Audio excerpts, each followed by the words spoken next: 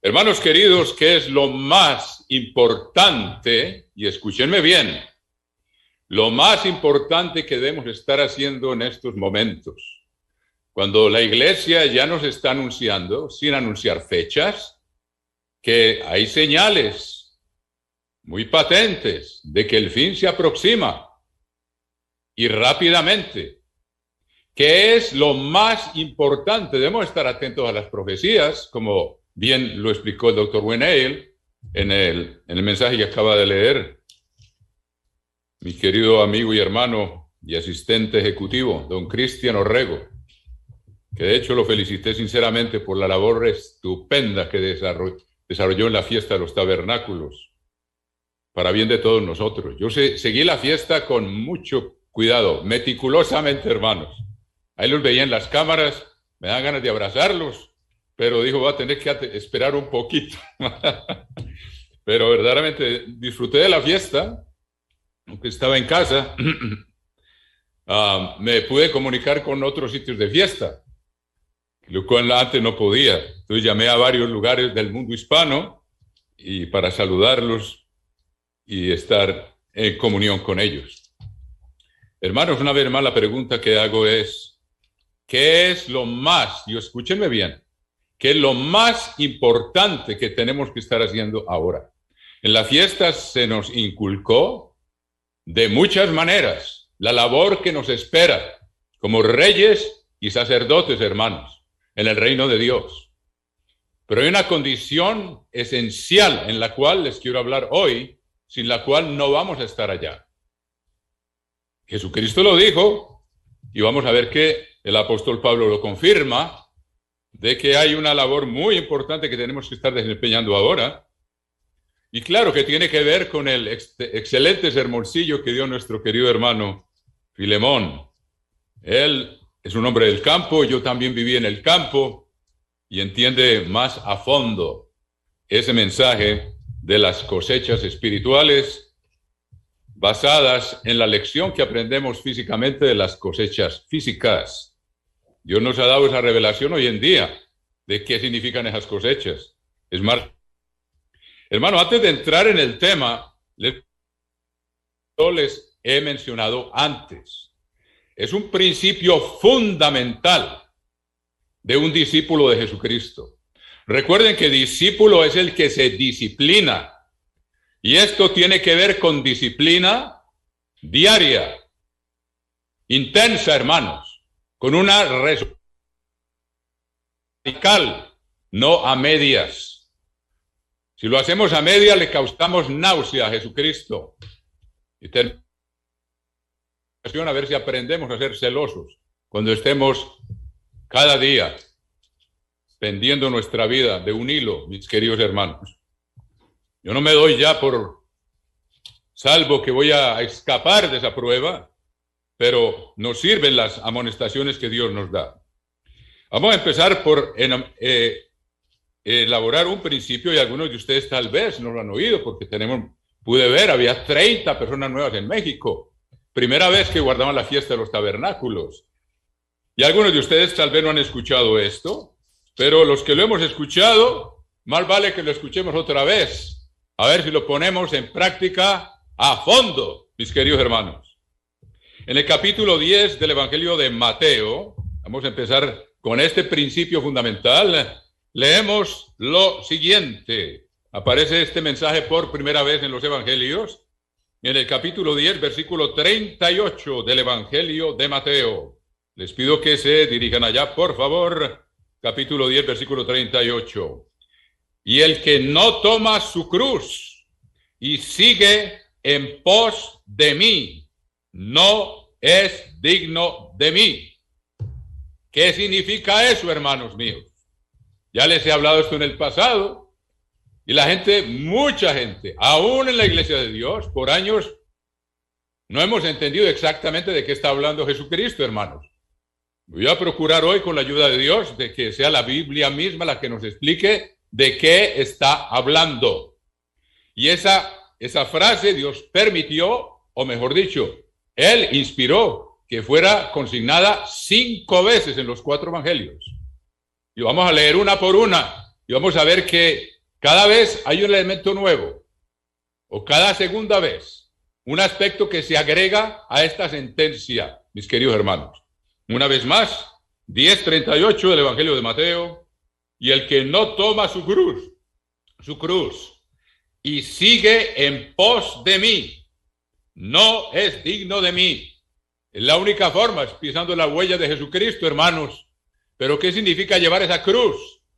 Hay gente, ya les he dicho como un poco de chiste, pero la verdad, hay gente que cree la cruz mía es mi suegra, porque, bueno, no nos podemos entender y hay una guerra de familia ahí y yo tengo que llevar esa cruz.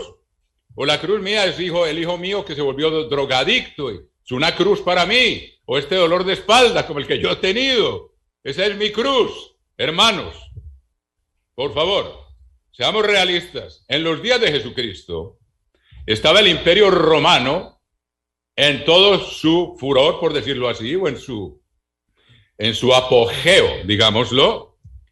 ¿Cuál era la sentencia que utilizaba el Imperio Romano para castigar a los criminales y a los enemigos del Estado? La crucifixión. Yo les aseguro que cuando Jesucristo dijo estas palabras, eso causa terror, porque la gente en las afueras de las ciudades, muchos y los crucificados se ponían como espectáculo para toda la población, y así imponía su autoridad el Imperio Romano con la peor tortura o la muerte lenta más atroz que el ser humano ha diseñado. Pero yo les aseguro, hermanos, que la gente dice a Jesucristo decir esto, y él tenía un arte para verdaderamente causar un impacto, como come mi carne y bebe mi sangre, cosas que dejó verdaderamente atónitos a los fariseos, y frases como esas que Jesucristo utilizó para que su mensaje penetrara, hermanos, profundamente, aunque no lo entendieran, nunca se les iba a olvidar hasta el día en que Dios se los quiera revelar. Pues aquí también a nosotros, hoy en día la gente, pues, ¿cuánta gente tiene una crucecita bien bonita hasta con diamantes o perlas o de oro o de plata y se la cuelgan en el cuello como un adorno, hermano? En esos días les aseguro que nadie iba a hacer eso, hermano. Ellos veían la gente, los crucificados, gimiendo varios días antes de morir sofocados, hermanos queridos. Entonces estoy un poco dramático porque la cruz es un instrumento de muerte. ¿De qué está hablando Jesucristo? Vamos a verlo a medida que avancemos. Vamos a ver ahora el capítulo 16 del Evangelio de Mateo. Capítulo 16. Y dice en el versículo 24, Mateo 16, 24. Entonces Jesús dijo a sus discípulos, ¿sabes que a veces en la misma literatura nuestra, hermanos, y lo tengo que reconocer, hablamos mucho del cristiano, el cristiano esto, el cristiano aquello. Ustedes buscan la palabra cristiano en la Biblia, hermanos, aparece, se puede contar en los dedos de las manos. No tengo la cifra exacta, pero son muy pocas veces que aparece la palabra cristiano, que entendemos como seguidor de Cristo. Pero vamos a preguntar si verdaderamente están cumpliendo con tomar su cruz y seguir a Cristo. En el mundo hay casi 2.000 millones de falsos cristianos, hermanos. Tristemente están engañados y nosotros mismos estábamos ahí, si no es por misericordia de Dios, ahí estuviéramos todavía, hermanos. O peor. Entonces, la palabra que utiliza discípulo. El discípulo es el que se disciplina para ser como su maestro, para seguir sus huellas por la senda estrecha. Eso es un discípulo. Se está disciplinando teniendo siempre entre ceja y ceja el modelo supremo de Dios hecho hombre en Jesucristo, mis queridos hermanos. Entonces él dice aquí, Mateo 16, 24, entonces Jesús dijo a sus discípulos, si alguno quiere venir en pos de mí, niéguese a sí mismo. Aquí está agregando algo que no vimos en Mateo 10. Dice, tome su cruz y sígame. Aquí dice, primero, hay una parte que tenemos que hacer nosotros, hermanos. Dios nunca nos va a abandonar y nos va a dar el poder para vencer. Pero hay una iniciativa de parte nuestra cuando queremos seguir al Maestro, que ya fuimos llamados, ya tenemos mucho, es niéguese a sí mismo. Escúchenme bien. niéguese a sí mismo y tome su cruz y sígame. Quiere decir, haga morir ese sí mismo que somos nosotros, que nos impele a hacer las cosas según nuestra naturaleza y no según el ejemplo de Jesucristo y la ley de Dios. Entonces vemos aquí, si alguno quiere venir en pos de mí, niéguese a sí mismo y tome su cruz y sígame. O sea que tiene que andar con esa actitud de hacer morir algo en nosotros. Sigamos leyendo. Marcos capítulo 8, mis queridos hermanos, tercera vez, para que esto nos entre bien en los oídos, mis queridos hermanos. Capítulo 8, versículo 34 del Evangelio de Marcos, vemos por tercera vez esta exhortación, yo diría esta orden del maestro. Marcos 8:34, y llamando a la gente y a sus discípulos, dígalo bien, les dijo, si alguno quiere venir en pos de mí, niéguese a sí mismo y tome su cruz y sígame. Tenemos que hacer un esfuerzo, hermanos, y Dios estará allí apoyándonos. Pero hay algo que dice, niéguese a sí mismo. ¿De qué está hablando? Sigamos leyendo. Vamos a la cuarta vez en la cual aparece esto en las Escrituras, en el capítulo 9 del Evangelio de Lucas.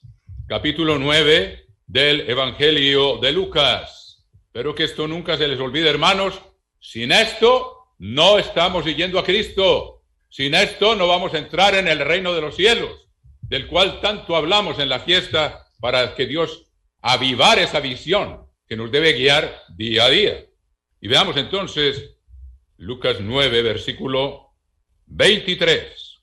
Lucas 9, versículo 23. Y decía a todos, si alguno quiere venir en pos de mí, seguir mis pasos, de Dios hecho hombre, niéguese a sí mismo, tome su cruz cada día. Ahí va otro elemento, hermanos.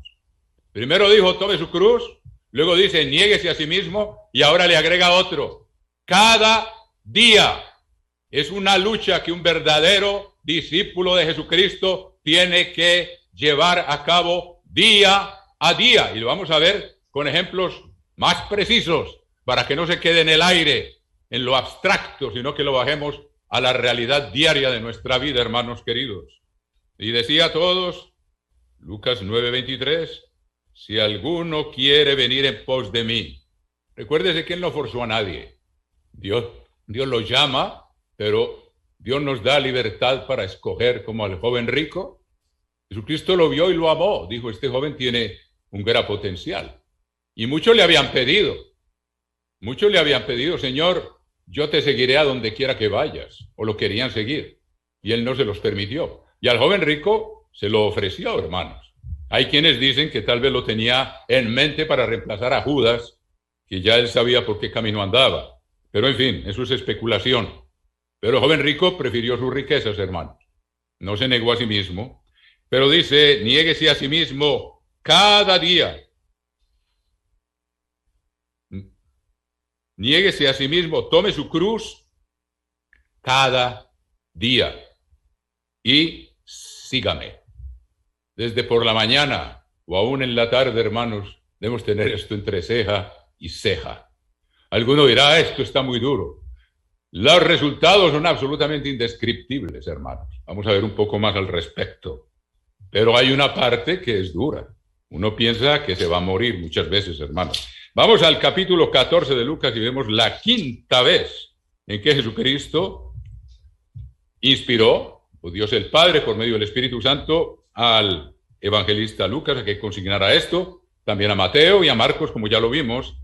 Capítulo 14 del Evangelio de Lucas, veamos versículo 27. 14:27. Y el que no lleva su cruz y viene en pos de mí, no puede ser mi discípulo. Discípulo. Si no la quiere tomar, y si la toma así como a medias, le da náusea. Jesucristo dijo, porque no eres ni frío ni caliente, te vomitaré de mi boca. Esto es radical. La cruz es un elemento de muerte, hermanos, no a medias. Muy dura la muerte, pero era radical. De ahí no se bajaba nadie, hermanos queridos.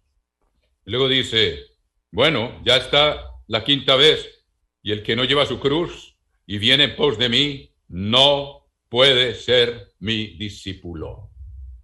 Ahí va, quinta vez. Ahora, ¿qué significa eso? Vamos a ver que la misma Biblia lo explique.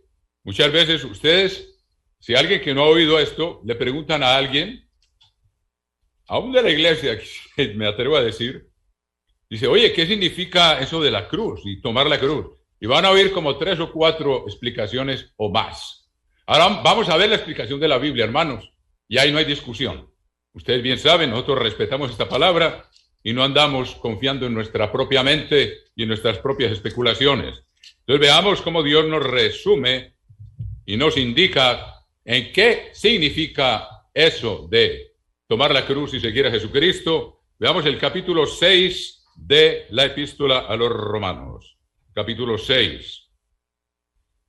Capítulo 6 de la epístola a los Romanos y versículo 6.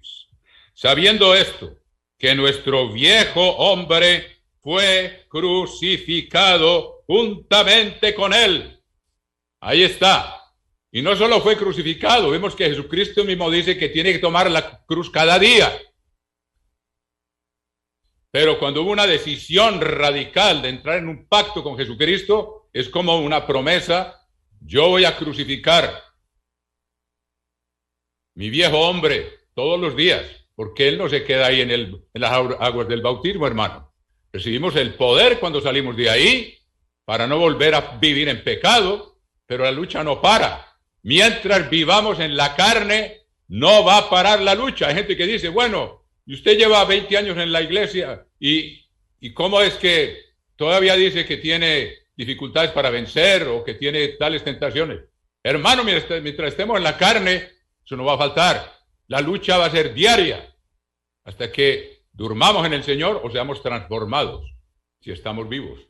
Y después de los muertos van a resucitar primero. Pero veamos bien, entonces, ¿cuál es la definición? Sabiendo esto, que nuestro viejo hombre fue crucificado juntamente con él.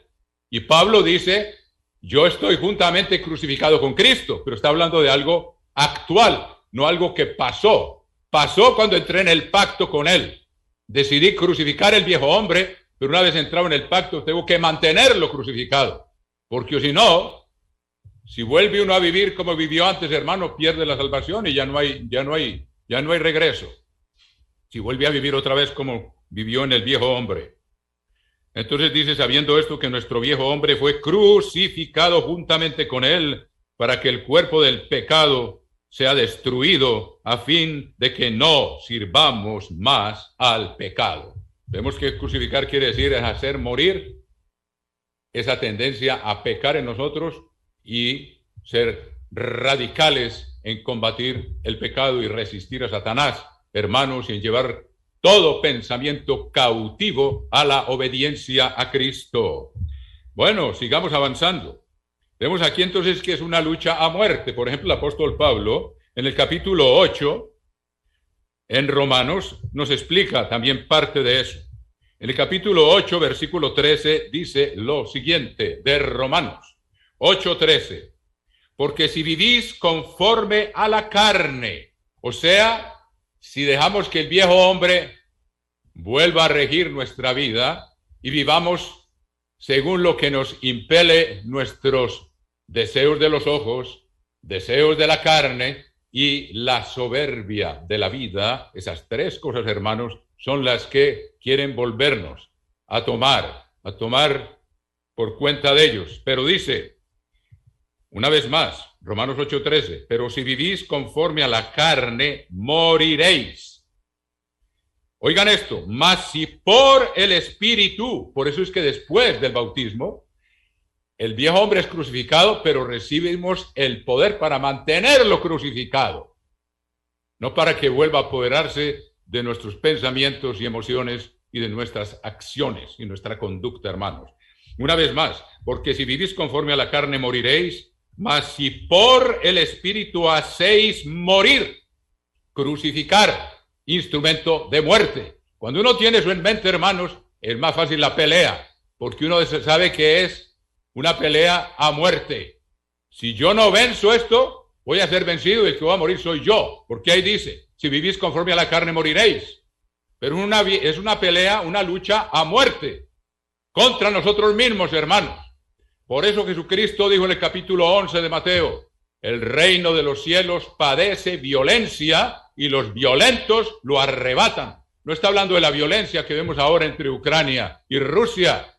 Estamos hablando de la violencia que deberían hacerse los líderes a sí mismos para no entrar en guerra. Así como nosotros mismos, vamos a ver en forma más concreta, con más ejemplos, tenemos que hacernos violencia cada día para no estar viviendo en conflictos y en guerras. Y eso depende de nosotros mismos, hermanos, y Dios nos estará ayudando porque nos dio el Espíritu para vencer. Una vez más, porque si vivís conforme a la carne, moriréis. Mas si por el Espíritu hacéis morir, como quien dice, crucificad. Si crucificáis por el Espíritu las obras de la carne, viviréis.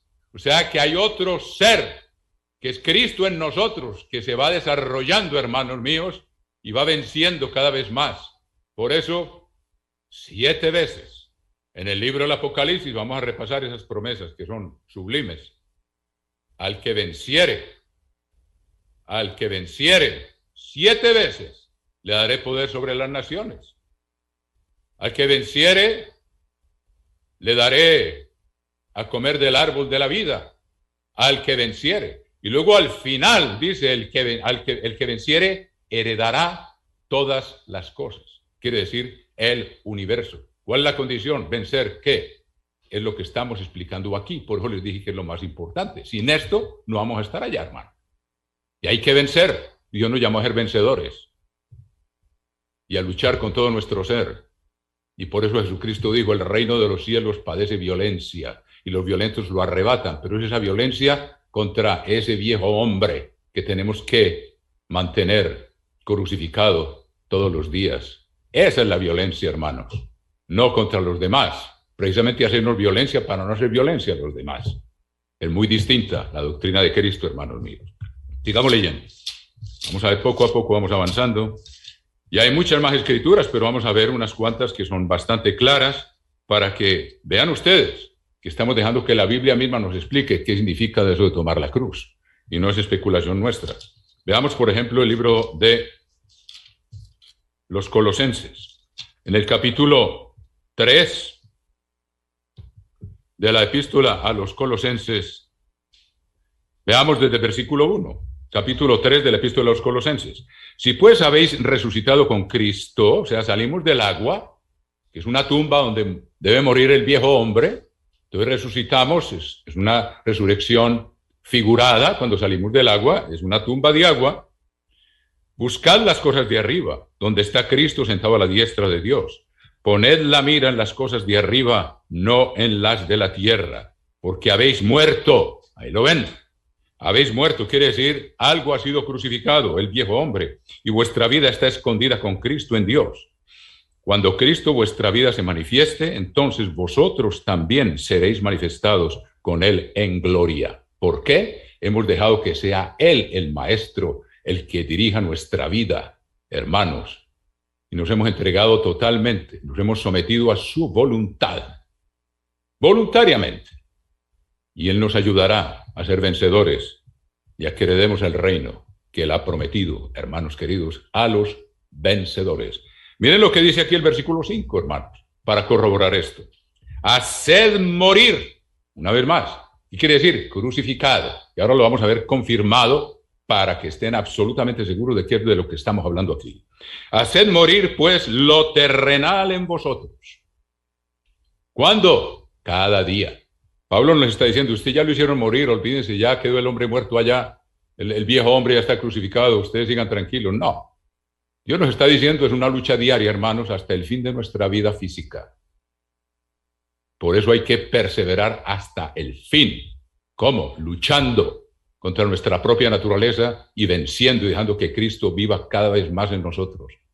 Que hagamos el vacío de nuestros impulsos primarios y dejemos que sea esos ríos de agua viva que fluyen, los que se manifiesten, y nos convirtamos poco a poco en una bendición para los demás y para la gloria de Dios, como se explicó también en el sermoncillo, en que produzcáis mucho fruto, será glorificado mi Padre que está en los cielos.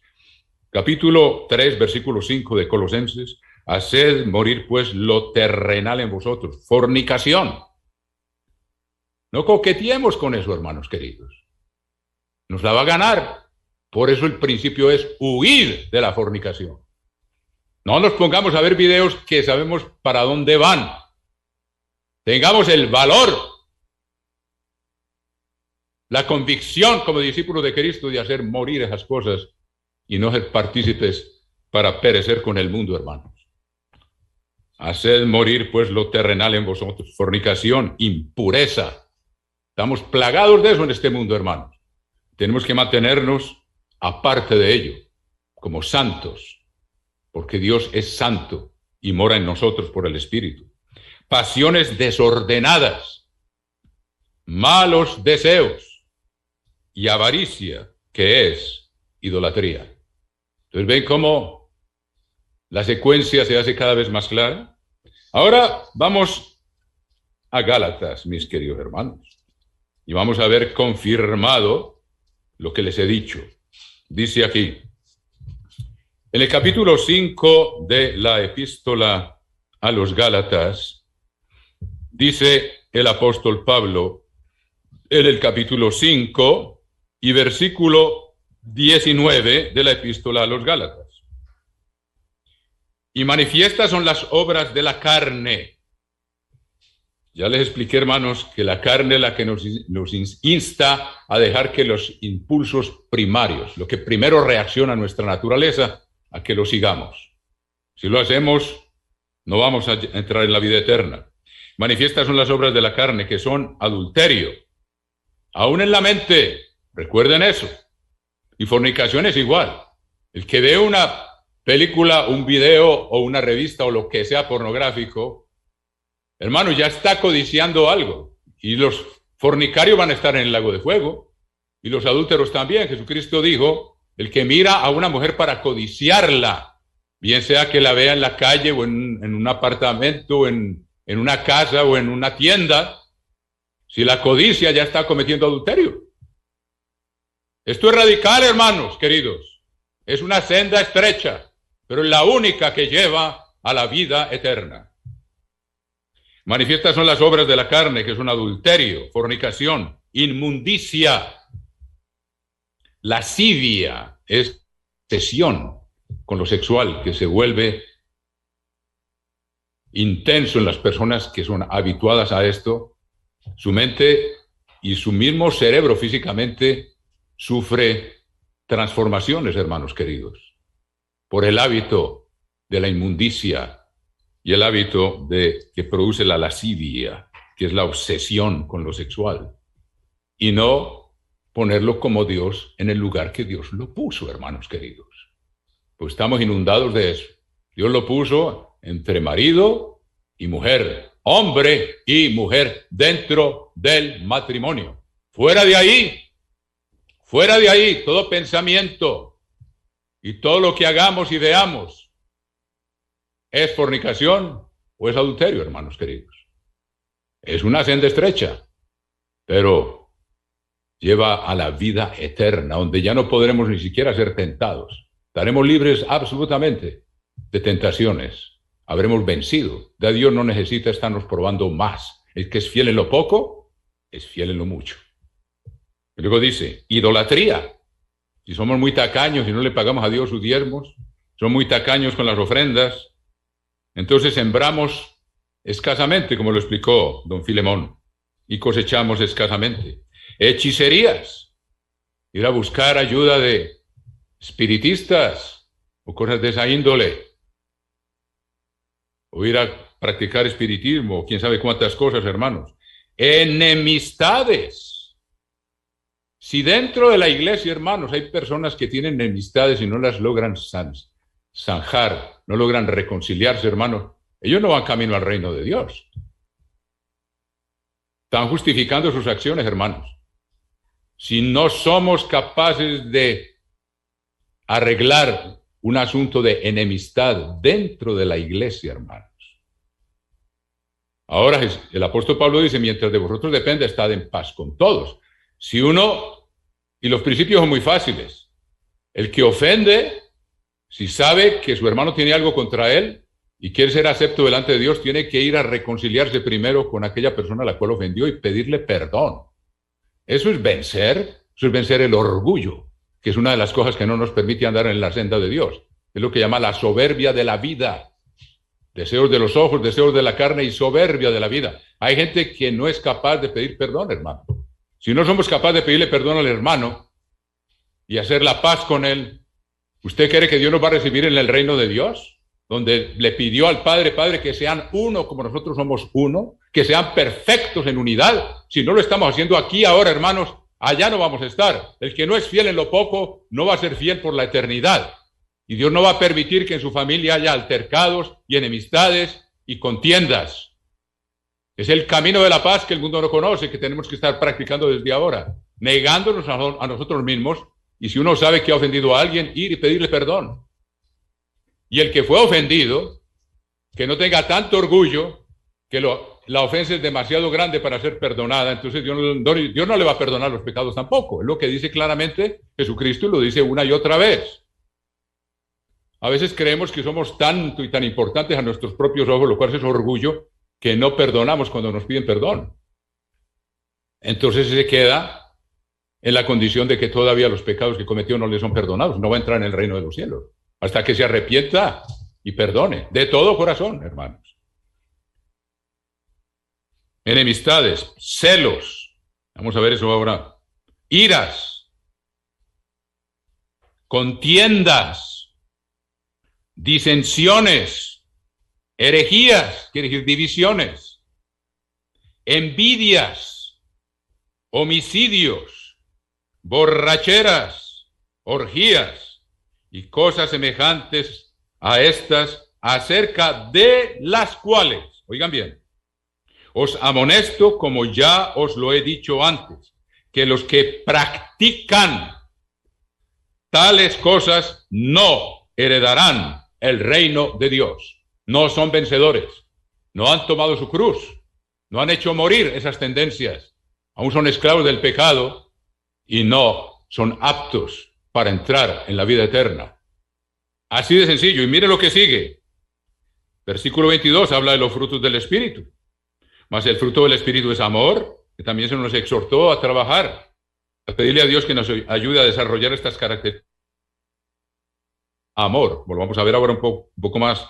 Amor, gozo, paz, paciencia, benignidad, bondad, fe, mansedumbre, templanza. Contra tales cosas no hay ley. Miren el versículo 24 para que les quede rematada la definición de lo que es la cruz y que debemos tomarla a diario. Dice así, Gálatas 5:24. Pero los que son de Cristo han crucificado. Ahí está, el que quiera venir en pos de mí, niéguese a sí mismo. Tome su cruz y sígame. Aquí está explicado literalmente, hermano. Pero los que son de Cristo han crucificado la carne con sus pasiones y deseos. Eso es lo que significa lo que desde el principio le leí. 5 veces. El que quiera seguir en pos de mí, niéguese a sí mismo, tome su cruz cada día y sígame. Es crucificar todas estas cosas, hermanos. Ahora miren la conclusión del apóstol Pablo. En Gálatas 2:20, que era la escritura favorita del señor Meredith. Capítulo 2, versículo 20. ¿Qué dice el apóstol Pablo en esta misma epístola? Con Cristo estoy juntamente crucificado. Con Cristo estoy juntamente crucificado. O sea, he aprendido a andar según las huellas del Maestro. Me niego a mí mismo, tomo la cruz y lo sigo. Entonces, ese es nuestro llamamiento, hermanos. Con Cristo estoy juntamente crucificado. Y ya no vivo yo, mas vive Cristo en mí. Cada vez que uno hace morir una tendencia de estas, de la carne, o del orgullo, o de los deseos de los ojos, hermanos, Cada vez que lo hacemos morir, estamos dándole lugar a Jesucristo en nuestra vida. Y no siempre va a ser, como podría parecer, como una tortura. Hermanos, es el único camino que produce paz. El otro camino es multiplicación de contiendas y de pecados y de males y de consecuencias. Esta es la única forma de salir de ahí. No hay otra, hermanos. El que quiera buscar otro camino no lo va a encontrar y va a ser esclavo de su propia carnalidad y no va a ser un vencedor. Dice, versículo Gálatas 2:20, con Cristo estoy juntamente crucificado y ya no vivo yo, mas vive Cristo en mí. Y lo que ahora vivo en la carne, lo vivo en la fe del Hijo de Dios, el cual me amó y se entregó a sí mismo por mí. Bueno, hermanos, yo creo que con esto les debe quedar claro qué significa la frase, la sentencia, la orden de nuestro Maestro. El que quiera seguir en pos de mí, niéguese a sí mismo, tome su cruz cada día y sígame. Y esa fue la forma como él vivió. Él tuvo lucha contra el pecado, hermanos. ¿Ustedes creen que no tuvo lucha? Fue tentado en todo, conforme a nuestra semejanza. Como dice claramente Hebreos capítulo 4, hermanos, pero sin pecado. O sea, él luchó día y noche por mantenerse en total integridad y poder ser el que iba a pagar por nuestros pecados, o si no, hubiera tenido que morir por los pecados de él. Pero vino con esa resolución desde antes de hacerse hombre, carne en el vientre de María, que tenía que andar como él y el Padre han andado desde la eternidad, pero en la carne, una nueva dimensión que Dios todavía no había experimentado, y Dios quería que su Hijo viviera lo que nos toca vivir a diario para que fuera nuestro fiel y sumo sacerdote e intercediera por nosotros para que el Padre nos ayude, hermanos. Pero él se sometió a eso, como dice en Hebreos capítulo 4, y en muchas partes dice, capítulo 4, versículo 14, Hebreos, por tanto, teniendo un gran sumo sacerdote que traspasó los cielos, Jesús el Hijo de Dios, retengamos nuestra profesión. Hebreos 4, 14. Leo el versículo 15. Porque no tenemos un sumo sacerdote que no pueda compadecerse de nuestras debilidades, sino uno que fue tentado en todo según nuestra semejanza, pero sin pecado.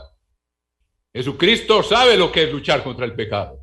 Era experimentado en quebranto, como dice el libro de Isaías cuando lo describe a él. Experimentado en quebranto. Hermano, la vida es muy corta. Y si no escogemos ese camino, el otro es peor. Tendremos gustos pasajeros, pero consecuencias muy duraderas. En este camino, hermanos, tenemos ratos difíciles, como vamos a ver ahora en un momento, de negación de nosotros mismos, de hacernos violencia a nosotros mismos, por seguir la huella de Cristo. Y luego, una paz que sobrepasa todo entendimiento y que el mundo no conoce. Y el único camino para entrar en esa paz es ese camino estrecho, de negarnos a nosotros mismos. Y como dice el apóstol Pablo, estar crucificado con Cristo. Entonces la paz de Él va a morar en nosotros. Alguien me escribió y dijo que habláramos de la paz. Es el único camino a la paz, hermanos.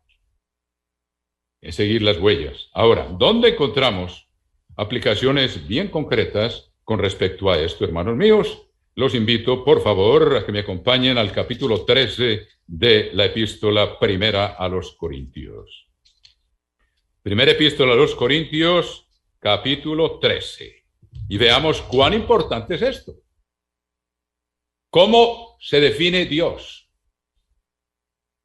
En la primera epístola de Juan, capítulo 4, versículo 8 y versículo 16, lo dice en dos veces para que no nos quepa duda, hermanos.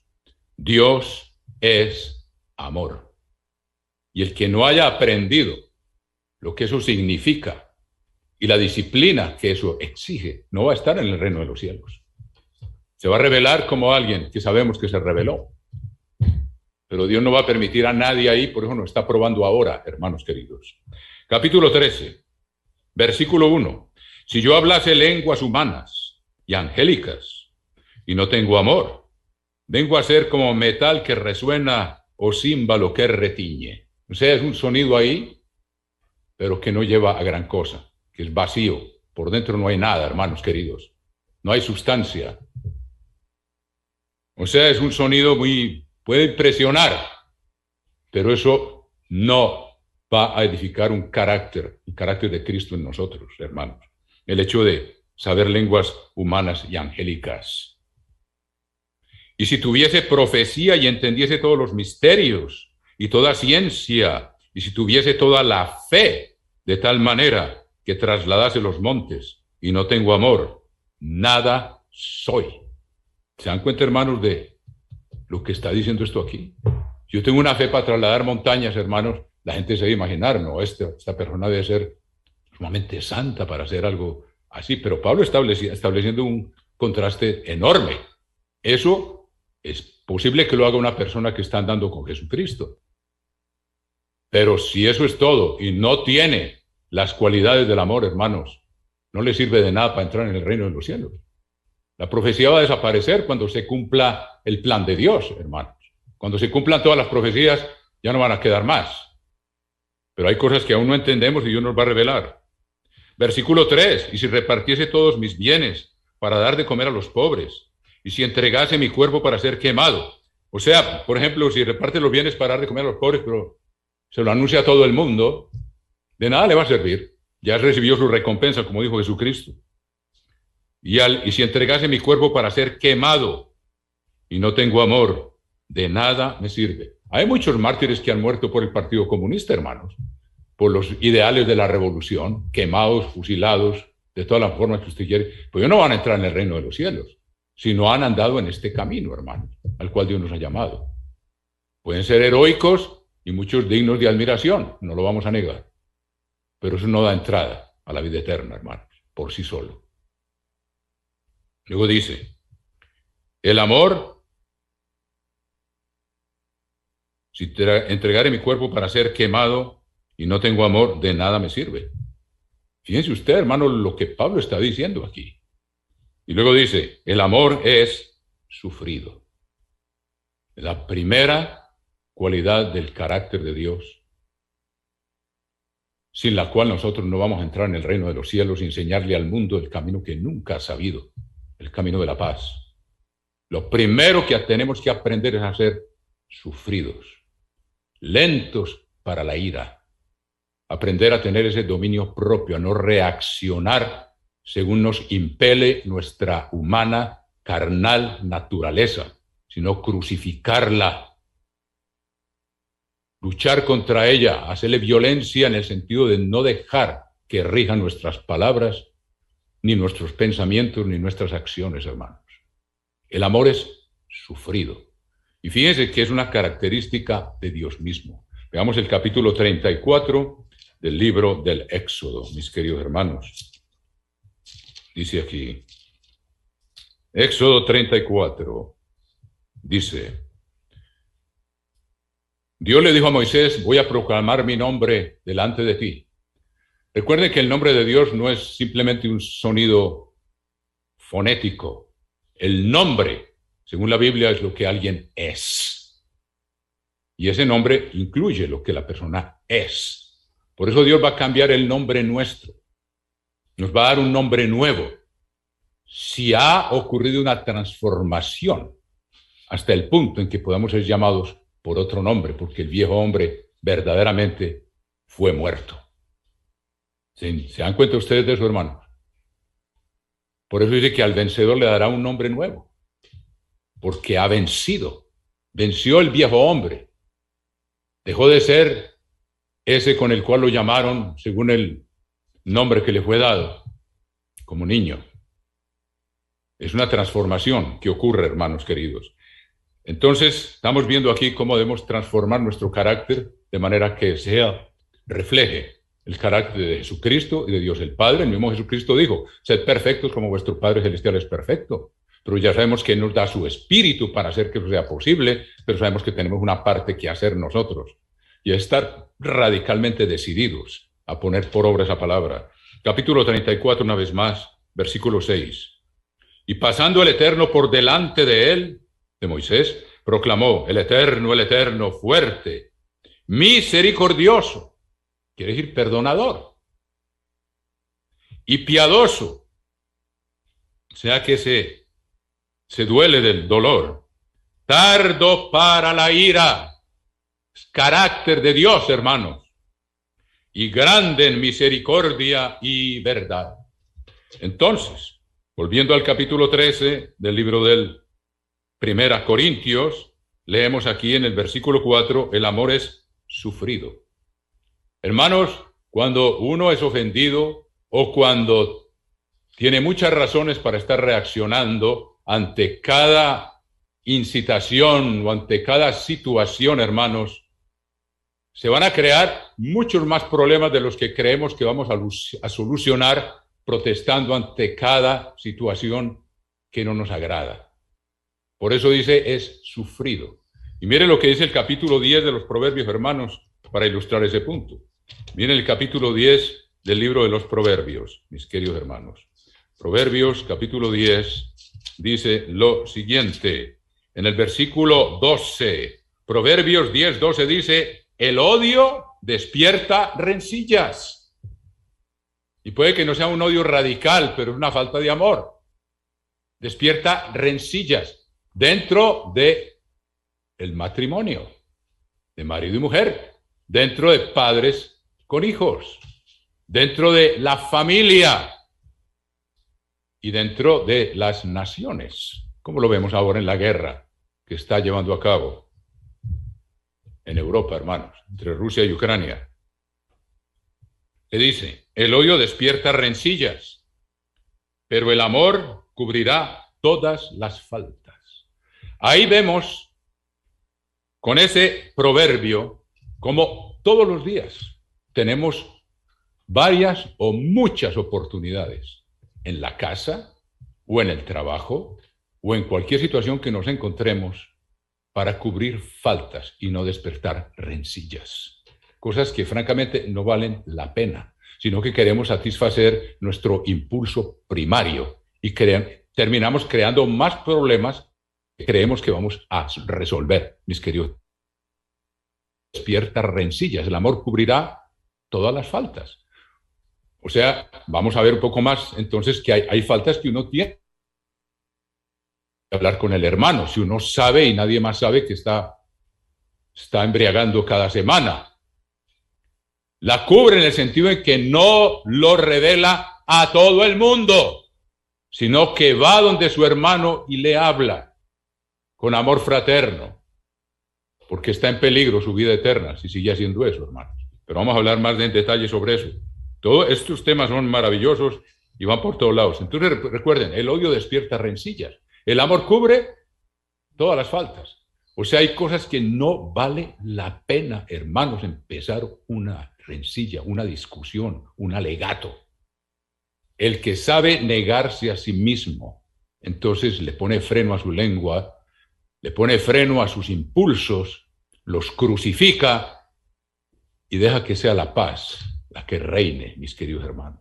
Muchas veces al día, yo les digo, el que toma esos hábitos empieza a crear, el que no los tiene crea un ambiente tóxico. Rencilla por acá, rencilla por allá. El que aprende a hacer morir esas tendencias y pasa por alto las ofensas, cosas que francamente no valen la pena, hermanos, y que a veces nos ofenden nuestro propio orgullo, empieza a crear un ambiente apacible en derredor, hermanos. El otro cree, no, yo no me aguanto, porque no tiene la disciplina y no entiende lo que quiere decir negarse a sí mismo. Tomar la cruz y seguir a Cristo, en lugar de prender un incendio por donde quiera que pase, hermanos, porque tiene un temperamento que no lo sabe manejar. Entonces ahí empieza. Dice el amor es sufrido. Damos más proverbios al respecto, hermanos. Y vean que esto significa lo que es ser sufrido. Dice, por ejemplo, en el capítulo 14, versículo 29 de Proverbios. Vayan apuntando estos proverbios, hermanos, porque esta es la disciplina que debemos estar practicando día a día. 14, 29. El que tarda en airarse, y no va a creer que es porque su naturaleza es así, sino porque tiene dominio propio, porque sabe negarse a sí mismo y no deja que la ira o la reacción primaria sea la que guíe sus acciones. Dice, el que tarda en airarse es grande de entendimiento, mas el que es impaciente de espíritu enaltece la necedad. O sea, el que se niega a sí mismo resuelve problemas y crea un ambiente apacible. El que no es capaz, entonces multiplica los problemas, enaltece la necedad y él mismo queda retratado como necio, hermano, no como sabio. O sea, hay muchos proverbios que nos enseñan acerca de esto, hermanos queridos. Vamos a ver unos cuantos. Veamos, por ejemplo, el capítulo 17, versículo 14 del libro de los Proverbios. Y esto lo podemos encontrar todos los días. Y a ver qué decisión vamos a tomar. ¿Me niego a sí mismo cada día, como dice nuestro maestro, y evito un problema? ¿O voy a empezar a crear más problemas? Recuerden que el que no se controla cree que va a quedar muy bien porque soltó lo que tenía dentro, un nudo que tenía dentro y tenía que soltarlo. Dios dice, hágalo morir. O de otra manera, esas cosas nos van a hacer morir a nosotros y no tenemos el valor de negarnos y a veces sentir uno que se está muriendo. Pero al fin produce un resultado positivo, hermanos queridos. Y toda la filosofía y la psicología moderna están basadas en errores radicales y en enseñanzas completamente contrarias a la de Jesucristo. Freud, por ejemplo, en resumidas cuentas, muchas de sus conclusiones es que las personas que se restringían sexualmente, entonces estaban desarrollando complejos y estaban desarrollando problemas psicológicos. Cuando Jesucristo dice, niégate a ti mismo, si tu ojo es ocasión de caer, sácalo y échalo de ti. Si tu mano te es ocasión de caer, córtala. Esa es la enseñanza de Jesucristo y la única que puede producir paz. Vean ustedes la revolución freudiana, lo que ha producido en el mundo. Las preñeces aún de las niñas ahora y la degeneración sexual en todos los sentidos. Porque no, es que no se puede restringir porque la persona no, se va a frustrar. Y entonces Dios dice, póngalo a muerte. Y es lo único que produce paz y soluciones. El mundo va por un camino completamente errado, mis queridos hermanos. El que comienza, ahora otro dice aquí, el que comienza la discordia es como quien suelta las aguas. Y luego dice, deja pues la contienda antes que se enrede. Dios nos enseña, si usted ve y siente que hay, esto va, ya sepa dónde va eso. Cállese la boca, hermanos. Evítelo. Es lo que Dios nos enseña. Si uno se mete en la contienda, lo único que va a hacer es crear problemas todavía peores del que cree que va a solucionar, dejando sus reacciones carnales y primarias regir sus palabras y sus acciones, hermanos queridos. Luego dice aquí, versículo 19, 17-19, el que ama la disputa, ama la transgresión. Hay gente que le encanta estar argumentando y dice una cosa, siempre tiene que tener razón, hermano.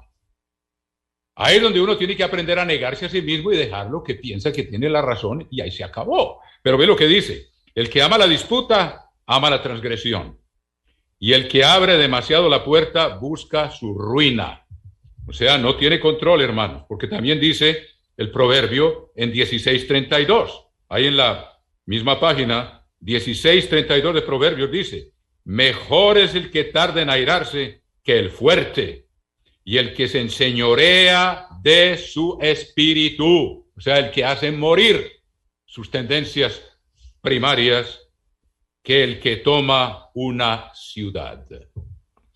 A Dios le impresiona más eso, que el que toma una ciudad, que es capaz de regir sus reacciones, hermanos.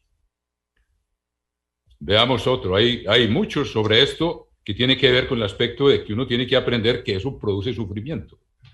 El amor es sufrido. No es por eso es que les puse toda la tesis de fundamento de lo que significa tomar la cruz.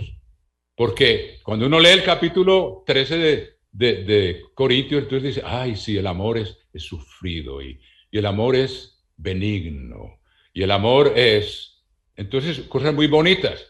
Hermanos, ¿qué hay detrás de eso para que eso sea algo real y que produzca cambios reales en nosotros y en los demás? El tomar la cruz, hermanos, y negarse a sí mismo. No es un simple sentimiento. El que quiere sentirse bien diciendo lo que es el amor, yo te amo, tú me amas, y sin saber que eso implica negarse a sí mismo, hermanos, para que sea un estado que perdura y no algo pasajero, superficial, hermanos queridos. Por eso les puse la tesis de fundamento primero, porque el verdadero amor está basado en la muerte del viejo hombre y en la presencia de Cristo en nosotros como ríos de agua viva que fluyen, hermanos, y nos convertimos en bendición para nosotros mismos y para los demás y para la gloria de Dios. Cuando ponemos esa disciplina en marcha, y duele, por eso dice que es sufrido, porque uno siente a veces que se va a morir por quedarse callado y no reaccionar.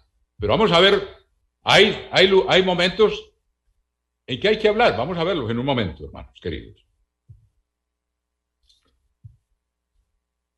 Vamos a ver aquí unos más de estos proverbios que nos enseñan, hermanos, nuestra conducta en la vida. En el capítulo 20, por ejemplo, versículo 3, y esto tiene todo que ver con el ser sufrido y con que el amor cubre multitud de faltas. Entonces, esto es una aplicaciones prácticas que nos da Dios por medio de Salomón. Capítulo 20, versículo 4, no, versículo 3, oigan esto. Honra del hombre es dejar la contienda.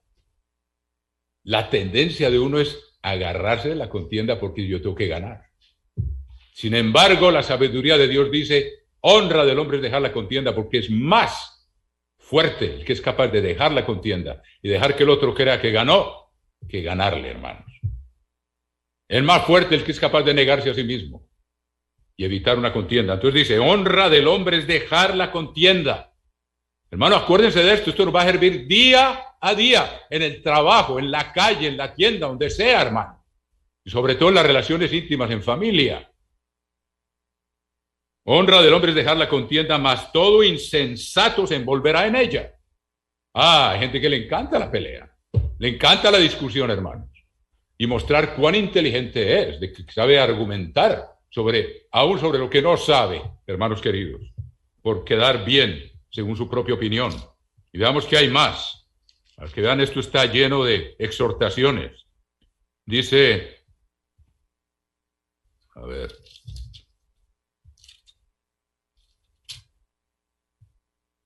aquí hay una. Miren esto, capítulo 19, versículo 11 de Proverbios. Oigan esto, este es el punto de vista de Dios. 19:11, la cordura del hombre, o sea, la prudencia, su dominio propio. Cordura quiere decir que tiene un corazón que sabe controlar. La cordura del hombre detiene su furor y su honra es pasar por alto la ofensa. Como que no la oyó cualquiera. Y en cambio, aquí dice, por ejemplo, lo contrario. Miren, por ejemplo, lo que dice aquí. Hay otro proverbio que apoya eso extraordinariamente. Vamos a ver si lo encuentro, hermanos. Dice, muy importante. Yo lo vi, lo estaba estudiando, hermanos, esta mañana. Para vosotros, dice, más o menos, a veces me pierdo la parte donde estaba. En todo caso, dice, el insensato al punto da a conocer su ira, mas el que no hace caso de la ofensa es prudente. A uno lo insultan y ahí mismo quiere responder, hermano. Ahora bien, si a uno lo tratan mal, hermanos, ¿cuál es la mejor forma de proceder? A veces, ignorarlo, pasar por alto la ofensa, y a veces, según el caso, si le pedimos a Dios que nos dirija y nos dé sabiduría, aplicamos el capítulo 15 de Proverbios, donde dice, la blanda respuesta quita la ira, mas la palabra áspera hace subir el furor. Si a uno lo han tratado mal, hermanos, y en el tráfico, en estos países donde todo el mundo maneja como puede, a veces salen insultos y todo lo que ustedes quieran, hermanos, y dice, la blanda respuesta quita la ira. Si a uno lo insultan y al parecer están buscando pelea. Y uno contesta con dominio propio, hermanos, una respuesta blanda. Señor, perdón, yo no lo vi, no lo hice a propósito. Cuando ustedes bajan la guardia en esa forma, digamos, reaccionan en esa forma controlada y serena, eso los deja perplejos, hermanos. Dice, aquí dice, y lo que dice aquí se cumple, dice, la blanda respuesta quita la ira, mas la palabra áspera hace subir el furor. Como dice, todo insensato se envolverá en él, al que le gusta la discusión y la pelea. Pero el que quiere andar en el camino de la paz y aprender ese camino que el mundo no conoce, hermanos, para enseñarlo al mundo en el mundo de mañana y poder disfrutar de los frutos de él ahora, aprende. La blanda respuesta quita la ira, mas la palabra áspera hace subir el furor. Eso es poder sobre sí mismo y poder sobre el otro. ¿Ustedes creen que si uno le contesta más duro de lo que el otro le habló a uno, se le va a bajar el furor? No, se vuelve un incendio, hermanos. Se vuelve peor. Porque tiene dominio propio, tiene poder sobre sí mismo y tiene poder sobre el otro. Y eso los toma por sorpresa, mis queridos hermanos. Entonces no se trata de estar siempre callado. Se trata de encontrar el momento oportuno para hablar. La palabra dicha a su tiempo, cuán buena es. Evitar la contienda cuando se está encendiendo, como nos lo enseña. Tener el dominio propio y la fe y la convicción de que tengo que sufrir, pero que Dios me va a ayudar y encontrar el momento oportuno para hablar con una blanda respuesta. ¿Y qué ocurre? Veámoslo aquí en el capítulo 25 de Proverbios. Dice, versículo 11, Proverbios 25:11, manzana de oro con figuras de plata es la palabra dicha como conviene. Y no es con una respuesta airada, sino la palabra dicha como conviene, buscar el momento oportuno para hablar. Y dice, como zarcillo de oro y joyel de oro fino, es el que reprende al sabio que tiene oído dócil. Pero lo reprende con dominio propio, hermanos. Y fíjense el versículo 15, con larga paciencia, o sea, con una actitud de sufrido, ser sufrido. Larga paciencia es ser sufrido. No dejarse dominar de las reacciones primarias. Con larga paciencia se aplaca el príncipe, porque él tiene la autoridad. El que es el jefe de uno, o el que es gobernador, o el que es ministro, o el que sea. Y miren lo que dice, y la lengua blanda quebranta los huesos. La lengua blanda quebranta los huesos. Hermanos, eso es poder. Cuando uno aplica el poder del Espíritu Santo en su forma de reaccionar, tiene un efecto en los demás que no se podría lograr contestando con algo de la misma especie, con una actitud de la misma especie, sino con una actitud que los toma por sorpresa, hermanos. Cuando uno practica estas cosas se da cuenta de la gran sabiduría que hay detrás de eso.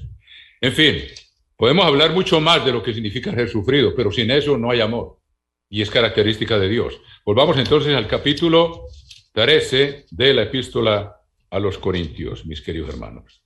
Capítulo 13, lo primero que dice es, vamos a ver un poco más, son 15 características, apenas vamos en la primera. Prepárense, hermanos, respiren profundo. No voy a tratar de ser tan prolongado en cada explicación, pero vamos a ver aquí. Dice, el amor es sufrido. Ya vimos unos cuantos ejemplos, hermanos.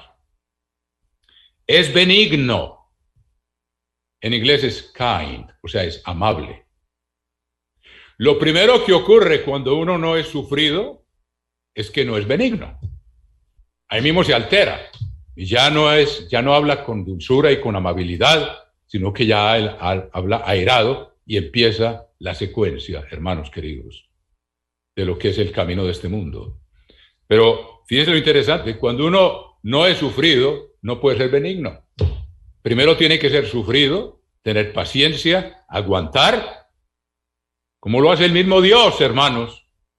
Y luego es benigno. Es como el que responde una palabra suave después de una ofensa en alta voz. Baja el tono y responde con mansedumbre y calma la ira. Eso es poder, hermanos. O sea que el que es sufrido es capaz de ser amable. Yo lo digo por mí mismo, hermano. Yo no soy el mejor ejemplo de esto. Y muchos de ustedes que me conocen desde hace años lo saben. Yo estoy aprendiendo también, hermanos. Estamos todos en este camino, pero Dios ahora nos está mostrando con mayor claridad lo que tenemos que estar haciendo ahora, hermano. Yo soy el primero en estar aprendiendo estas cosas. Luego dice,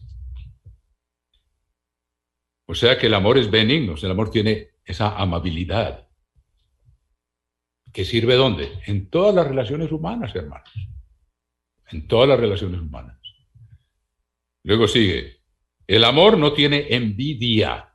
Ahí tiene uno que tener esa limpieza de corazón, hermanos, de no tener resentimientos. Y la envidia es una obra de la carne. Y fíjense lo que dice el proverbio, hermanos. El proverbio dice, y ahí es donde uno encuentra el respaldo de muchas de estas palabras de sabiduría. En el libro de los proverbios encontramos palabras como esta. Por ejemplo, dice en el capítulo 27, versículo 4 de Proverbios. Dice, cruel es la ira, y lo estamos viendo, e impetuoso el furor, mas ¿quién podrá sostenerse delante de la envidia? ¿Quién podrá sostenerse delante de la envidia? ¿Cuál fue el primer homicidio, hermanos? La envidia conduce al homicidio. La envidia, ¿quién se puede sostener delante de ella? Caín y Abel, hermano. Dios recibió la ofrenda de Abel porque le dio de lo mejor que tenía, de lo más gordo, de los primogénitos, se los ofreció a Dios. Y luego dice que Caín trajo una ofrenda y Dios no la aceptó. Seguramente le dio a Dios no lo mejor lo guardó para él mismo. ¿Por qué Dios no aceptó la ofrenda? Es muy factible haya sido por eso. Porque Dios exige, cuando uno da la ofrenda, aunque sea pobre como la viuda, sea lo mejor, lo haga con todo el corazón y no a medias. Entonces, el rostro de Caín decayó. Era tanta la ira, la envidia y los celos que tenía porque a su hermano Dios le recibió la ofrenda y no recibió la de él. ¿A dónde condujo a su hermano? Y Dios se lo advirtió. Dijo, tú te puedes enseñorear de eso. Tú puedes evitar hacia dónde te encaminas. Dios se lo advirtió. Sin embargo, fue y le dijo al hermano, salgamos al campo, y fue y lo mató. Por envidia. ¿Y qué pasó con los hermanos de José? Los hermanos de José le tenían envidia. Ahora José estaba muy joven, tenía 17 años, le faltaba todavía sabiduría, y les va contando todos los sueños que tiene, como la espiga de él estaba en el centro y las de los otros se inclinaban delante de él. Y luego, entonces, y como el papá lo quería, porque hijo de Raquel, que era la mujer que él, la única con la que él se hubiera casado hubiera sido con Raquel. Y lo tuvo en la vejez. Entonces lo quería más que a los hermanos. Y eso también les despertó ¿qué? Envidia. ¿Qué hicieron los hermanos de José cuando lo vieron que venía para darle razón al papá de dónde estaban? Porque el papá no sabía para dónde se habían ido. Y tenían muy mala fama. Cuando lo vieron venir dijeron, ¡ahí viene el soñador de sueños! ¡Matémoslo! Envidia conduce a asesinar, hermanos queridos. ¿Qué pasó con Saúl y David? Cuando las mujeres cantaban dando la bienvenida a los soldados que venían de guerra, Saúl mató a sus 1000 y David a sus 10,000. Saúl ahí mismo dijo, a mí me dan 1000 y a él le dan 10,000, no le falta sino el reino. Ya en los versículos que siguen dije que estaba disvariando en la casa y tenía la lanza en la mano, y David tocando el arpa, tratando de calmarlo, y dijo, lo voy a clavar en la pared con la lanza. Y Saúl era un guerrero veterano, pero David era muy listo y Dios le dio eso y fue muy ágil. En 2 veces lo evitó, lo trató de clavar en la pared en 2 veces. ¿Por qué? Por envidia. ¿Qué pasó con Jesucristo? El mismo Pilato se dio cuenta, hermano. Vea Mateo 27, versículo 18, hermano. Mateo 27, versículo 18, dice, porque sabía que por envidia le habían entregado. Hermanos, ¿quién puede sostenerse delante de la envidia? Y el amor no tiene envidia. tenemos que tener mucho cuidado, hermanos, porque hay gente que tiene cualidades y bendiciones que nosotros no tenemos. Y la reacción humana fue la misma de Caín. Darle envidia, darle celos del otro porque tiene cosas que yo no tengo, o porque tiene cualidades que yo no tengo, o por cualquier otra razón, o tiene bendiciones que Dios le ha dado y a mí no me las ha dado, y Dios sabe por qué. La reacción, ¿cuál debe ser? Cuando hay amor, uno se alegra de las bendiciones de los demás, hermanos, y de las cualidades que tienen, y le da gracias a Dios por eso. Esa es la reacción que debe tener si tenemos verdaderamente amor. Pero fíjense que ya hemos visto 3 ejemplos que la envidia conduce a tener pensamientos asesinos. Y el mismo apóstol Juan nos lo advierte a nosotros, hermanos, para que veamos el cuidado que tenemos que tener con esas cosas, hermanos. En el capítulo 3 de la primera epístola de Juan dice, primera 3, esto es, dice en el capítulo 3, versículo 14, nosotros sabemos que hemos pasado de muerte a vida en que amamos a los hermanos. El que no ama a su hermano permanece en muerte. Todo aquel que aborrece a su hermano es homicida. Y sabéis que ningún homicida tiene vida eterna permanente en él. Y habla del ejemplo de Caín, versículo 12, 3:12. No como Caín, que era del maligno y mató a su hermano. ¿Y por qué causa le mató? Porque sus obras eran malas y las de su hermano justas. Entonces, tengamos cuidado con eso, hermano, y sigamos aquí. Entonces, fijémonos que el ser humano dice que Salomón dice, toda obra excelente despierta envidia. Y la tendencia carnal de uno es darle envidia al que tiene éxito, hermanos. Tenemos que tener mucho cuidado con eso. Mantener, porque eso bloquea el amor y conduce a pensamientos homicidas, hermanos. Aunque uno no mate a la persona, pero la odia. Y el que odia al hermano ya es homicida. Ahí lo dice Pablo. Entonces veamos otra vez, en el capítulo 13 de 1 Corintios, el amor es sufrido, es benigno, el amor no tiene envidia. Ya sabemos por qué, mis queridos hermanos. El amor no es jactancioso, no se envanece. El amor es humilde, hermanos. ¿Por qué? Todo lo bueno viene de Dios. Jesucristo dijo, aprended de mí que soy manso y humilde de corazón. Cuando uno se envanece, se equivoca, hermanos. Por eso, envanecerse quiere decir, como quien dice, vaciarse o proclamar su propio vacío. Hombre de verdad, ¿quién lo encontrará? No se envanece, no se enorgullece, mantiene un espíritu de humildad y lucha hace morir los deseos de exaltarnos y de creernos lo que no somos, lo hace morir porque quiere ser como Jesucristo. Entonces implica negarse a sí mismo, porque todos tenemos la tendencia a envanecernos, hermano. Yo soy el primero, pero eso hay que hacerlo morir, así como hay que hacer morir la envidia y hay que ser sufridos. O sea, el amor no se envanece. ¿Por qué? ¿Qué pasa? Eso es orgullo. Y el amor produce paz. ¿Y qué produce el orgullo? Vamos a Proverbios capítulo 13 y versículo 10, mis queridos hermanos.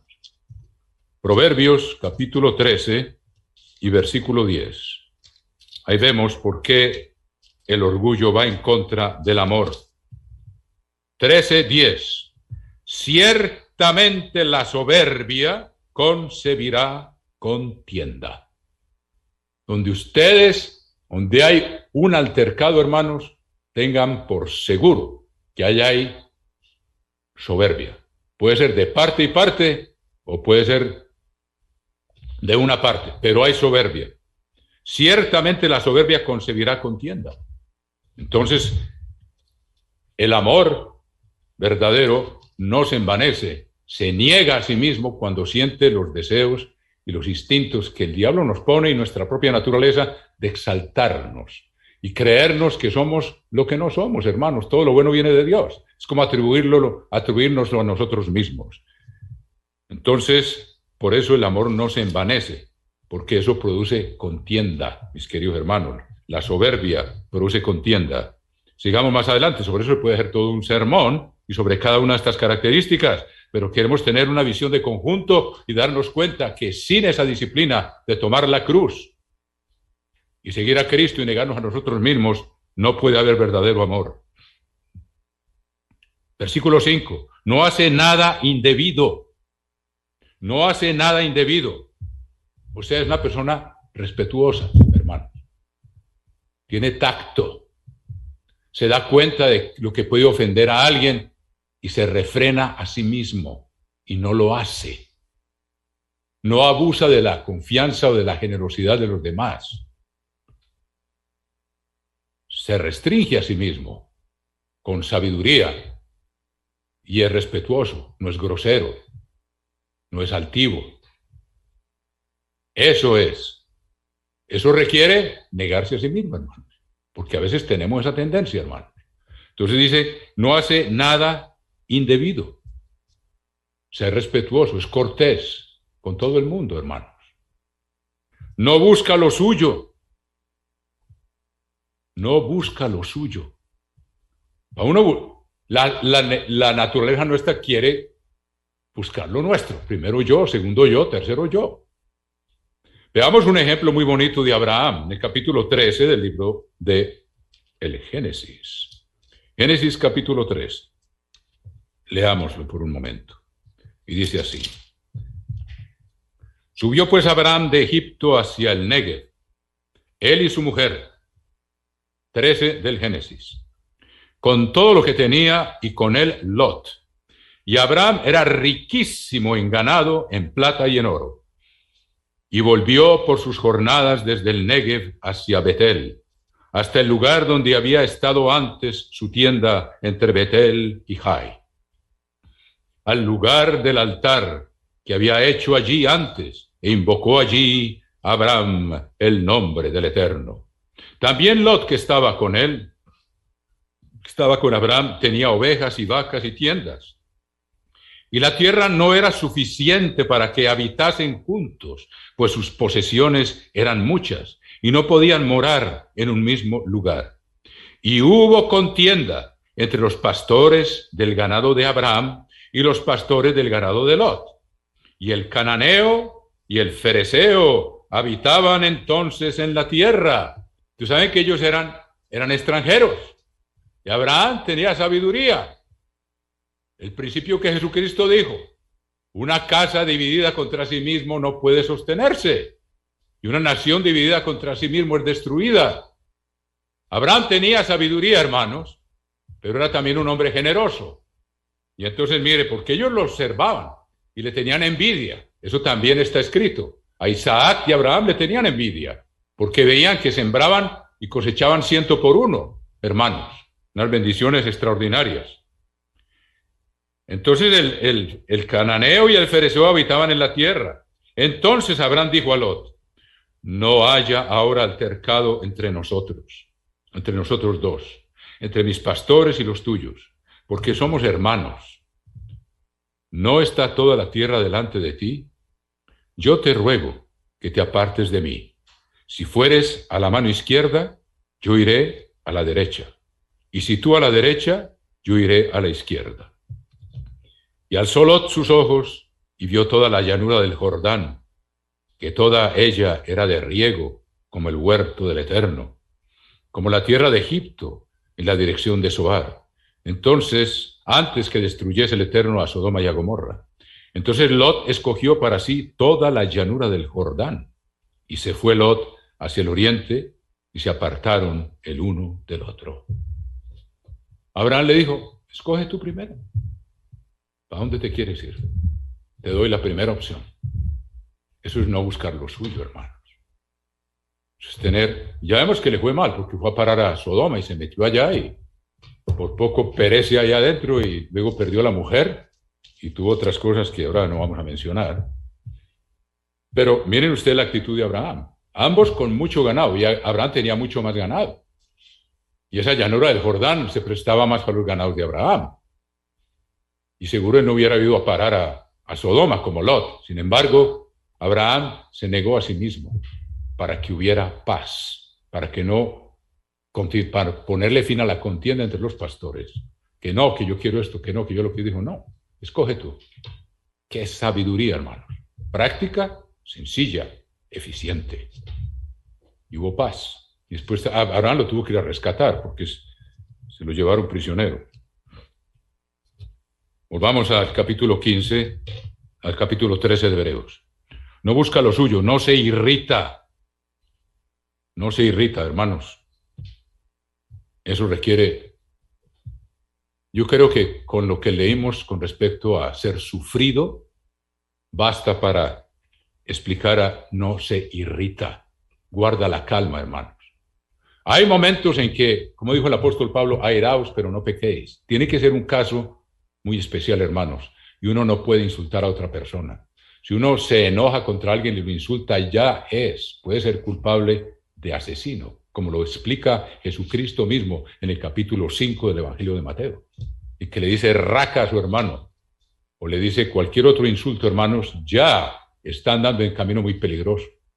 O sea que cuando hay una causa justa, entonces puede haber un momento en que hay que ponerse firme, hermanos queridos, pero nunca hacer rebajar al otro, ni insultarlo, mis queridos hermanos, sino que la misma frase que sea inspirada por Dios lo exhorte a cambiar y no lo deje herido, sino exhortado y con deseos de cambiar. Eso es lo que hace el amor. En ese sentido no se irrita.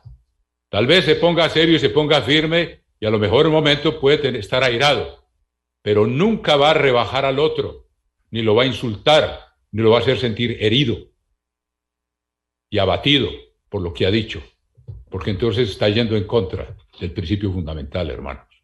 Hay momentos en que hay que ser firme y claro, pero no da licencia para rebajar a una persona o humillarla o insultarla.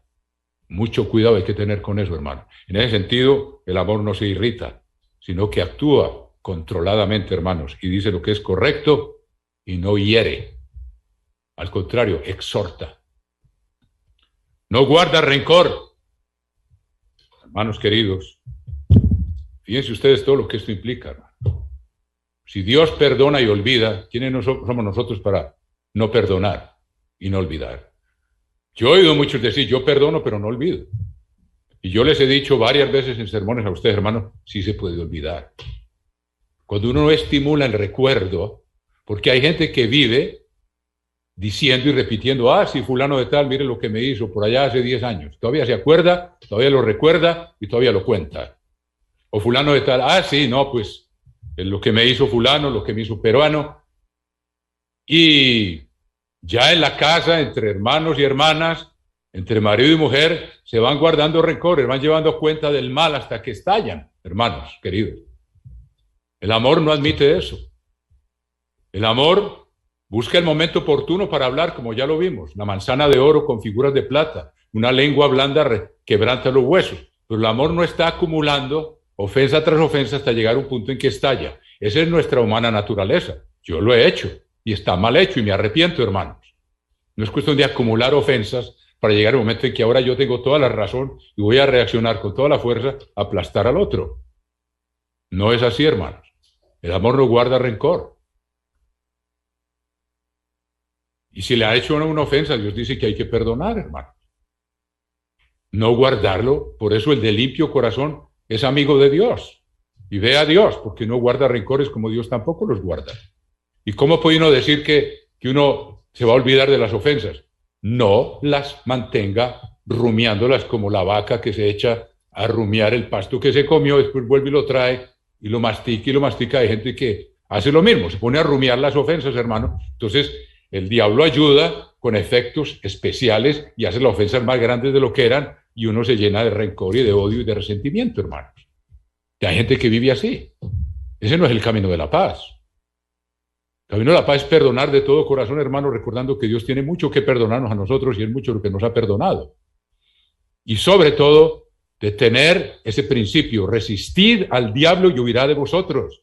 llevad todo pensamiento cautivo a la obediencia a Cristo. Si Cristo me dice, si tú no perdonas, mi Padre tampoco te va a perdonar, entonces yo tengo que rechazar los pensamientos que me recuerdan ofensas que me han hecho, rechazarlos sistemáticamente como cualquier otra tentación. Óiganme bien, eso es posible y está dentro de nuestra capacidad de hacerlo, en rechazar el pensamiento que me trae la ofensa que se me hizo y entonces crear una actitud al respecto que altera la presencia de Cristo en nosotros, que cargó con los pecados del mundo entero.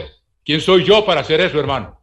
Entonces, si yo no estimulo los recuerdos y los rechazo y llevo cautivo al pensamiento, a la obediencia a Cristo que me dice, tú tienes que perdonar de todo corazón porque mi Padre te ha perdonado y yo vine a perdonar de todo corazón todas las ofensas del mundo. ¿Quién eres tú para guardar rencores? Entonces, el que guarda rencores, Dios no le perdona, hermanos. Y eso afecta nuestra manera de pensar y afecta nuestra actitud con los demás. Cuando uno los ve, ahí mismo se revive todo aquello, se hace un incendio adentro y la actitud de uno no es correcta. En cambio, el que lucha y resiste como resistiendo al diablo y no deja que el recuerdo venga y lo invada y rija sus pensamientos, sino que los rechaza y se acuerda de la palabra de Cristo, llega un momento, hermanos, en que eso se empieza a dormir y se queda quieto allá. Y eso es posible. Se va quedando como dormido en la memoria, a no ser que uno vaya y le escarbe y lo reviva, como hacen muchos hermanos. Y fíjense que eso está escrito en los Proverbios. Vean lo que dice aquí, en el capítulo, vamos a ver si lo encuentro. El que borra sus palabras.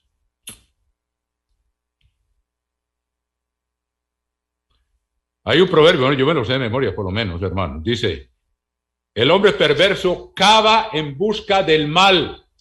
Se anda hurgando la memoria sobre cualquier ofensa y luego dice, y en sus labios hay como llama de fuego. Busquen lo que ahí está, ahora no lo encuentro. Pero me lo sé de memoria para ponerlo por obra, hermanos. Pide a Dios que me ayude. El hombre perverso cava en busca del mal. Sigue hurgando allá a ver, lo que me hizo fulano, lo que me hizo perano. Ya lleva tantas ofensas. Estoy a punto de estallar. Hermanos, hay formas de hablar con dominio propio. Como vimos, como manzana de oro con figuras de plata. Buscar el momento oportuno para hablar de algo que está ocurriendo, hermanos, con esa blandura, como dice la dulzura de labios aumenta el saber y una lengua blanda quebranta los huesos, hermanos. Entonces, eso para decir que no guarda rencor, yo les doy la clave, hermanos, y eso existe. Y después uno ve a la persona y casi ni se acuerda de lo que pasó, porque no lo ha estado activando, sino lo que lo está haciendo morir. Está crucificando su propia naturaleza, poniendo en el olvido las ofensas que se han recibido. Así se halla la paz de Cristo en nosotros, hermanos. Se sufre, pero los resultados son duraderos y maravillosos. Volvamos aquí al capítulo. Ya vamos a acabar, hermano. Dice, no se irrita, no guarda rencor, no se goza de la injusticia, mas se goza de la verdad. Bueno, ¿cómo podemos explicar que no se goza de la injusticia? Veamos un ejemplo que el apóstol Pablo cita en el capítulo 12 de Romanos, pero veamos también aquí en los Proverbios lo que dice. No alegrarse de la injusticia, porque también un proverbio que dice, el que se alegra de la calamidad no quedará sin castigo, aunque sea un enemigo. Uno no debe alegrarse que al otro le esté yendo mal, aunque sea que nos hizo mal a nosotros y uno se entera, mira por las que está pasando fulano, y decir uno, alegrarse. Yo he visto gente que dice y baila y brinca de la dicha porque el otro está sufriendo. Eso puede ser una aplicación de eso. No se goza de la injusticia, el otro está sufriendo por injusticia, porque ha cometido iniquidades, pero no me toca a mí alegrarme por eso. Y aquí en el capítulo 24 de los Proverbios dice, versículo 17, 24, 17, hermanos, acuérdense de esto. Cuando cayere tu enemigo, no te regocijes. Y cuando tropezare, no se alegre tu corazón. No sea que el Eterno lo mire y le desagrade y aparte de sobre él su enojo. Dios dice, tú no eres misericordioso. Bueno, ahora lo voy a bendecir. Y ahora fíjense enseguida en el capítulo 25, versículo 21 dice, de Proverbios 25, 21, si el que te aborrece tuviere hambre, dale de comer pan. Si tuviere sed, dale de beber agua, porque ascuas amontonará sobre su cabeza y el Eterno te lo pagará. Cuando uno devuelve bien por mal, hermanos, coge a la gente por sorpresa, hermano. Ellos no están acostumbrados a eso, el mundo no actúa así. Pero si a uno le han hecho mal y uno ve que la persona está en necesidad o tiene la oportunidad de ayudarle y le ayuda, hay quienes se arrepienten ahí mismo o después. Pero de todos modos, es lo que tenemos que hacer, hermano. Dios se encarga de las cosas, hermano. Es un buen ejemplo de no alegrarse de la iniquidad, como dice aquí. Miremos más adelante, dice, no se goza de la injusticia, mas se goza de la verdad. Todos tus mandamientos son verdad. ¿Y qué dice el mandamiento? El primero, el más grande de todos. Amarás al Eterno tu Dios con todo tu corazón, con toda tu alma, con toda tu mente, con todas tus fuerzas, y al prójimo como a ti mismo. Y debo gozarme en la verdad. En el Salmo 119 dice claramente, todos tus mandamientos son verdad. Y debo amar a mi prójimo como a mí mismo. Sigamos más adelante y dice, no se goza la injusticia, mas se goza la verdad. Todo lo sufre. Ay, hermano, esto es ya como demasiado. Todo lo sufre. Ahora, hay una mejor traducción. Es que todo lo cubre. Por ejemplo, vamos al capítulo 17 de Proverbios para aclarar ese punto. ¿Qué quiere decir todo lo sufre? Es mejor, esa misma palabra en hebreo se puede traducir como todo lo cubre. Por ejemplo, cuando están hablando mal de alguien, hermanos, no empezar a agregarle, a echarle más leña al fuego, hermano, sino defender al otro que no está presente, hermano. Cubrir. Porque yo mismo tengo muchos defectos, hermano, y todos los tenemos. Y no nos gusta que hablen mal de nosotros, hermanos.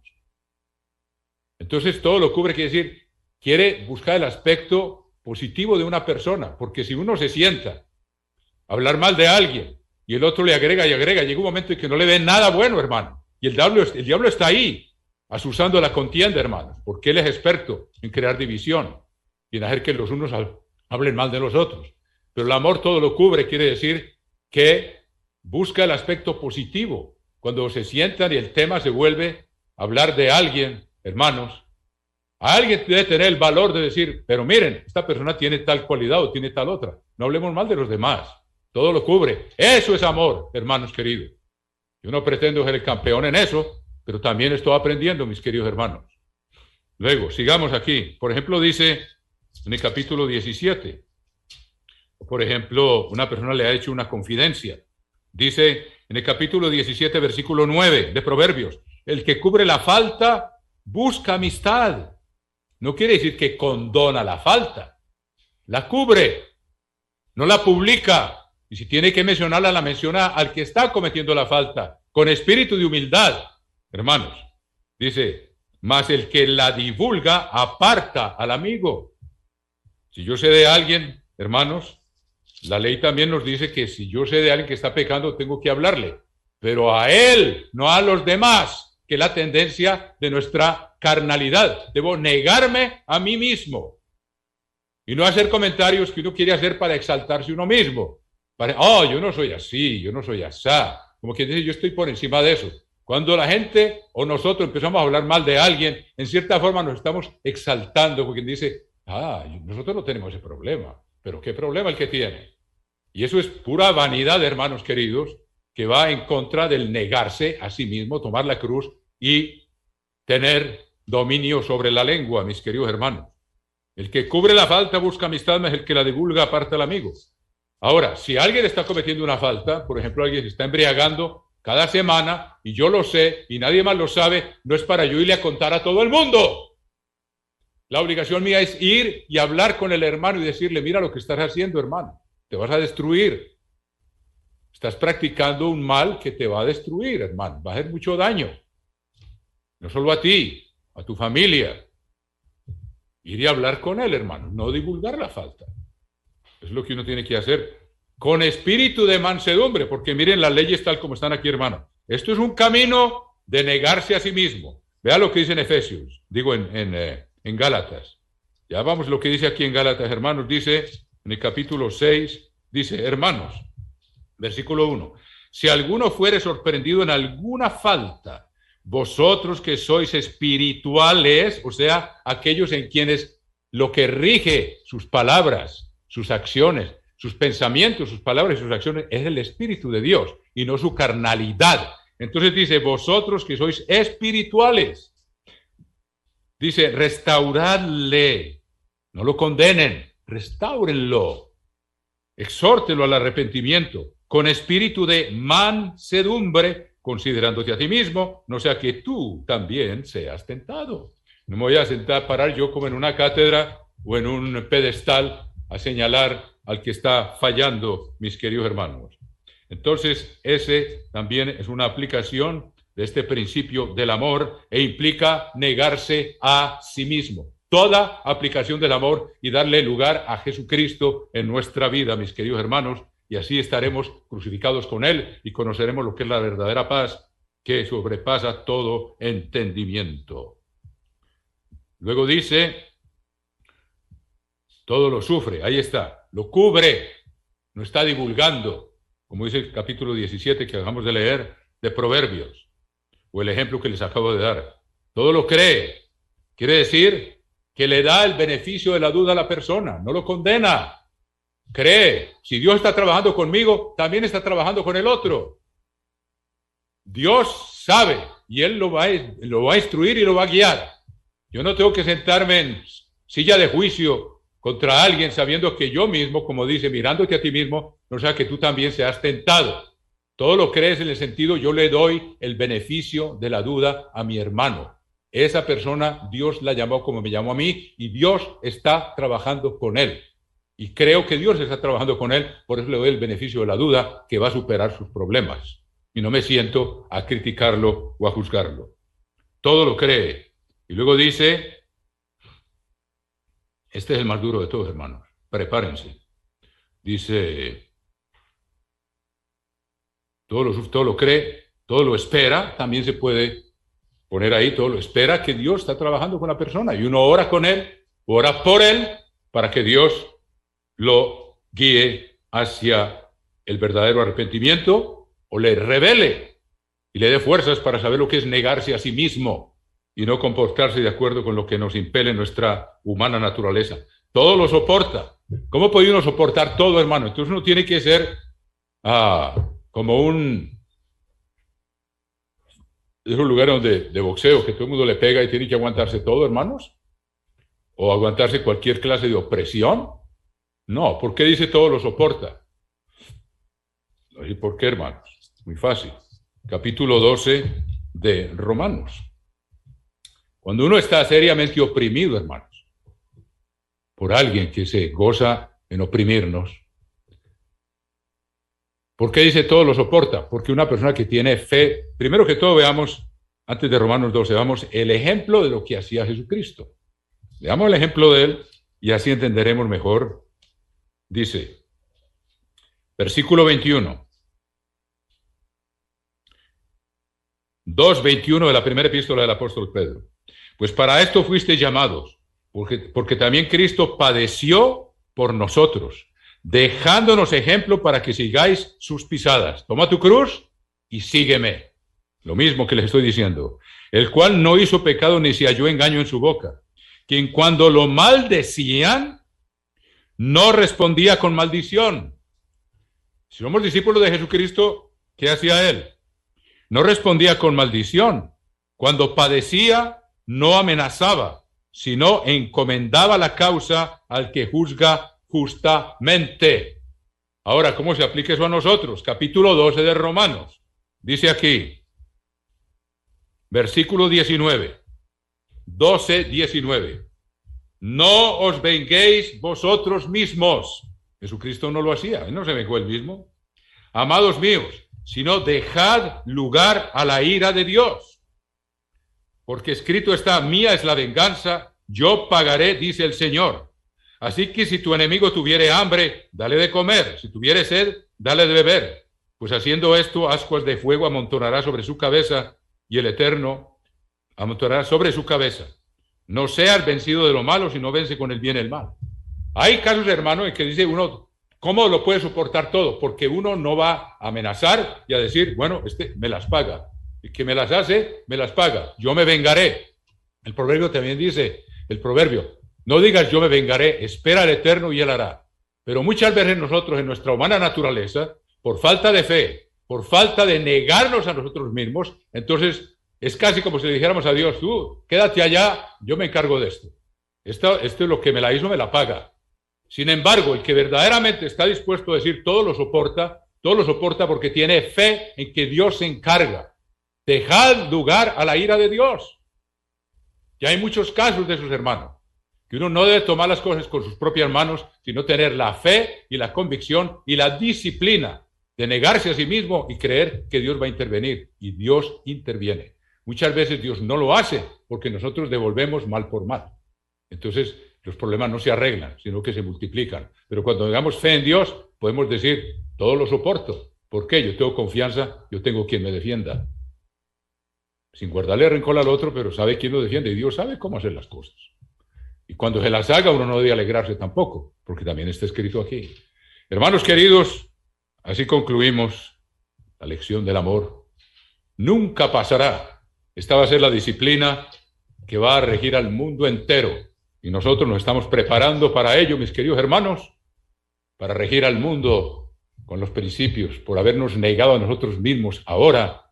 En aquel entonces no tendremos ya que estar luchando contra nuestra propia naturaleza. Seremos seres espirituales que no pueden ser tentados. Satanás no estará para tentarnos. Tendremos todo el poder, pero tenemos que haber luchado y ser vencedores en la carne para Dios estar absolutamente seguros. Si éste venció en estas circunstancias, sé que yo cuando lo transforme en ser espiritual nunca va a pecar, porque no pecó o no se dejó llevar de su propia naturaleza cuando estaba todavía en la carne. O sea que estamos preparándonos para una vida absolutamente gozosa, mis queridos hermanos, y el único camino que lleva a la paz. Que Dios los bendiga, hermanos queridos. Esa es nuestra preparación y la exhortación que tenía para usted después de la fiesta de los tabernáculos, porque nuestro tiempo se acerca.